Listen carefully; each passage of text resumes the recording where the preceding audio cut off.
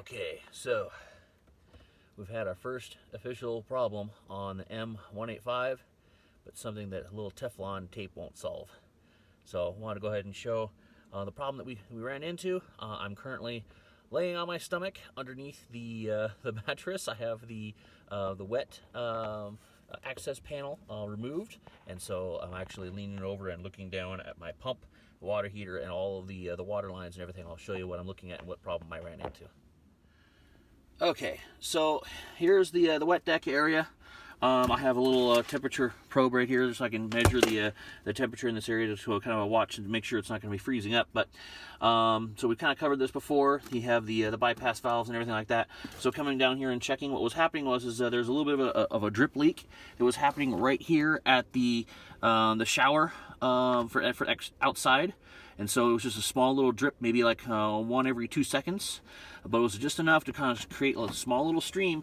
And then when we're camping here, the stream was kind of coming this way, and it was moving over, and then it was soaking through the wood right here, and then it's moving through the little storage bin, and then dripping out through the front right side of the trailer. So we had a small little drip that was happening, trying to figure out where the heck it was coming from, and it was coming from this guy right here. And the reason why is because I think when they assembled it, they didn't tighten that down all the way.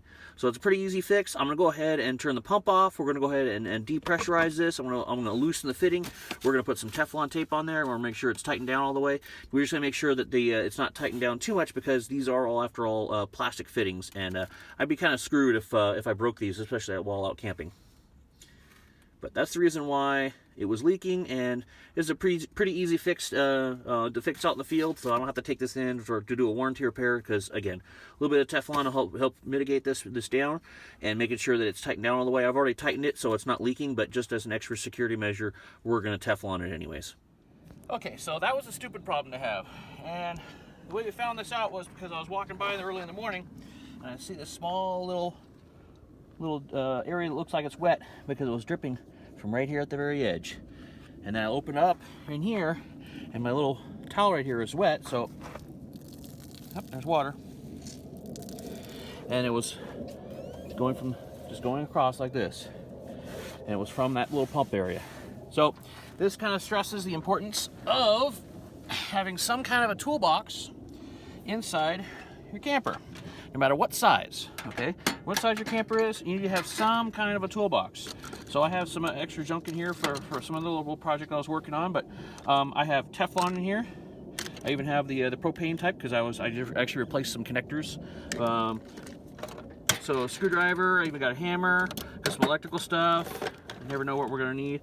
Even got a staple gun. This is handy because the walls are actually go together. That's the thin walls, into the frame system, and so sometimes the walls kind of separate. So a staple gun can help reinforce that. And then I have other various tools. So you need to have a BFW. It's a big friggin' wrench, because obviously if you need to make adjustments to your hitch or anything like that, various wrenches and everything. So you need to have 2 of them. So some pliers and whatnot. And then I also do electrical, so I have shrink tube, all kinds of various connectors for that. I even got a soldering iron. Asked me how this saved us up a mammoth trip. Multimeters, some extra wires, and so you kind of get the idea. So make sure that you have some type of a kit going. I mean, not everybody is electrically savvy, and I get to understand that, but you need to have some type of toolkit with you, and you can't just depend on manufacturer's warranty, especially so that we can do some type of repair work while you're out camping. So again, stupid problem, crazy simple fix. What, Teflon was $1.50 at a Home Depot.